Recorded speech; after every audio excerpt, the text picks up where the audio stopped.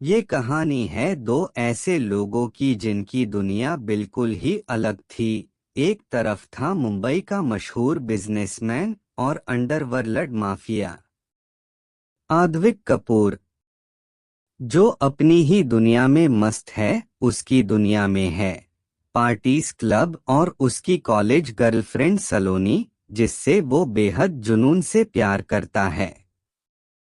एक बेरहम माफिया जिसमें कोई इमोशन नहीं है। लाइफ है और उसे एंजॉय करना है, ना कोई जिम्मेदारी ना कोई फीलिंग्स। सलोनी से भी वो इसलिए प्यार करता है क्योंकि सलोनी ही उसके गुस्से को संभालती थी। वो गुस्से में पागल जो हो जाता था और माफिया के काम में उसका पूरा साथ देती है। ओवरऑल वो भी एक नंबर की अयाश थी और आद्विक को उसकी यही बात पसंद थी। दोनों एक जैसे जो थे।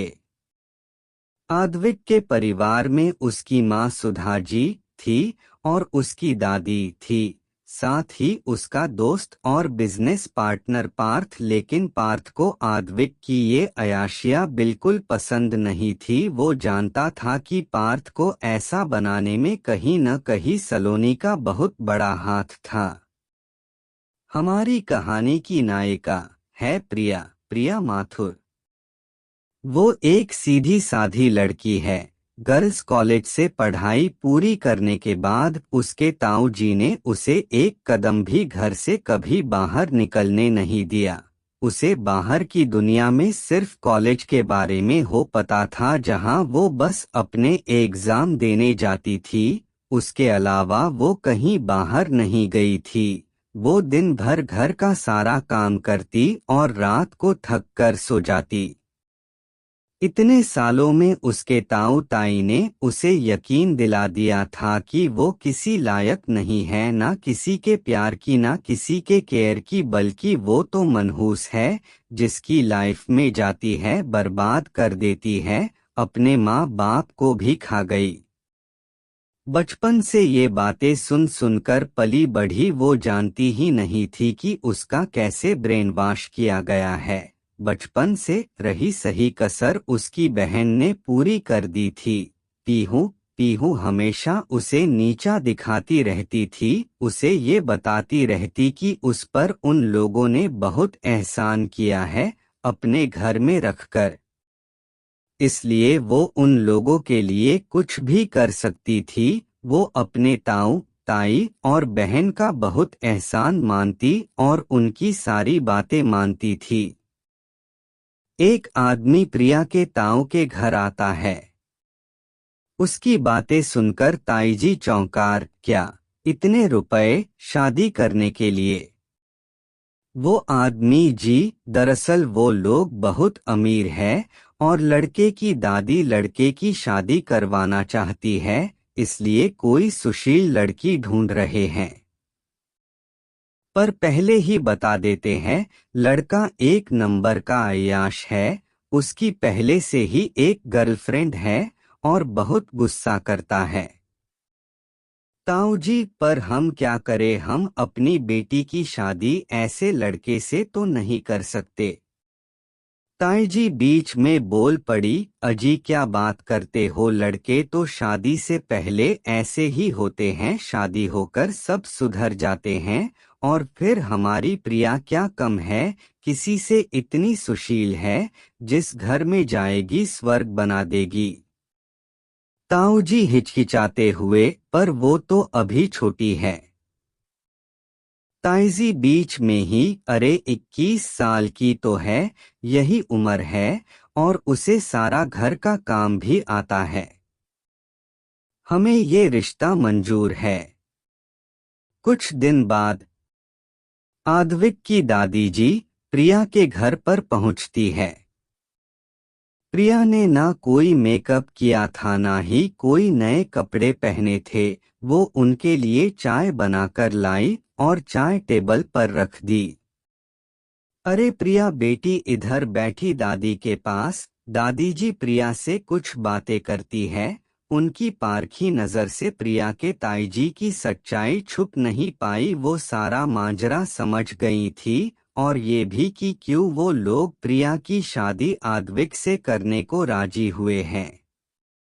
दादी जी, आप मेरे पोते के बारे में सब जानती हैं ना। देखिए, मैं नहीं चाहती कि शादी के बाद। ताई जी बीच में ही बोल पड़ी, देखिए हमें कोई दिक्कत नहीं है। जा प्रिया बेटी, तू अंदर जा।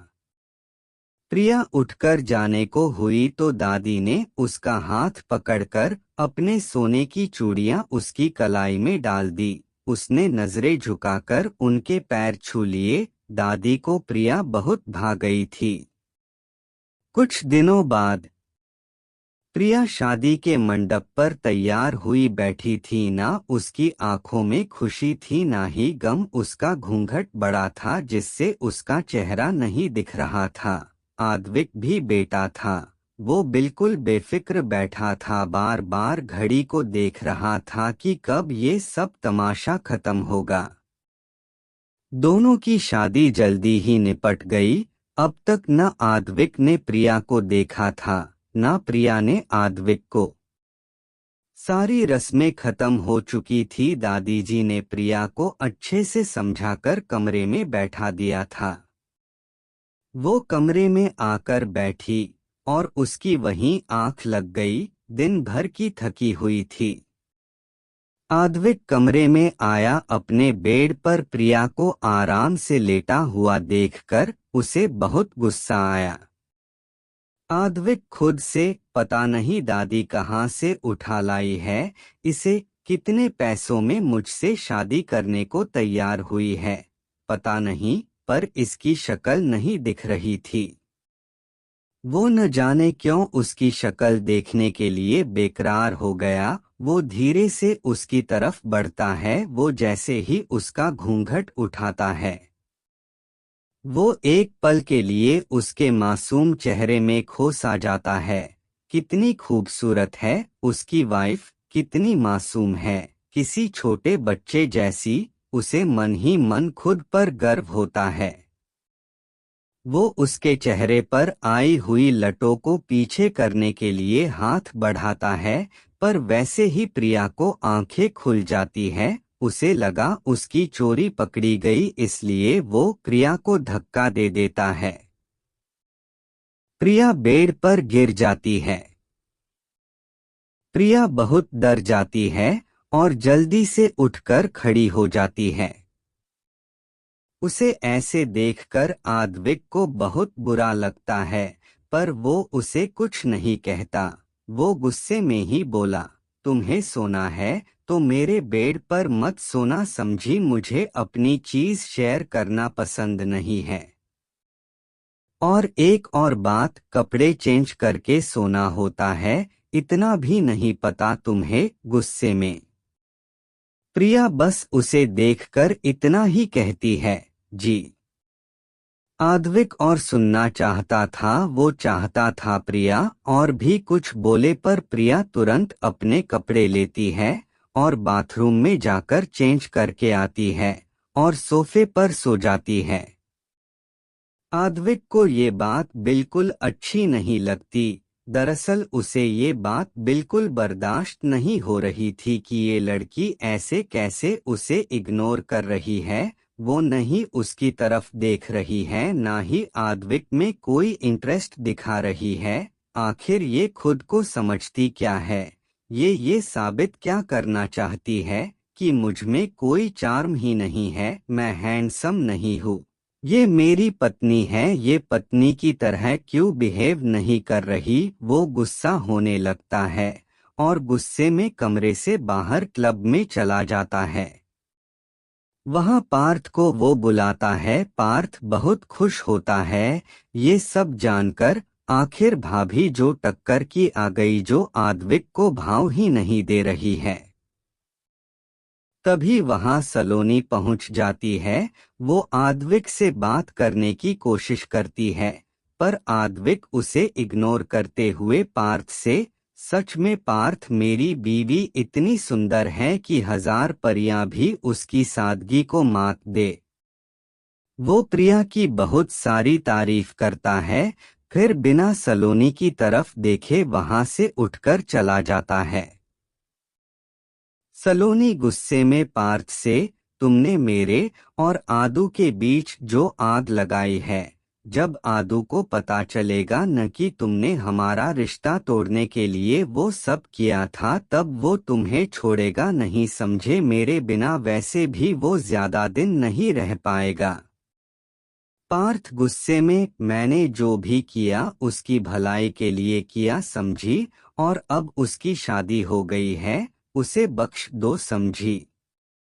आद्विक वापस घर अपने रूम में गया। कैसी लगी आपको ये न्यू सीरीज PLS बताइएगा, और रेटिंग्स और स्टिकर्स देना ना भूले।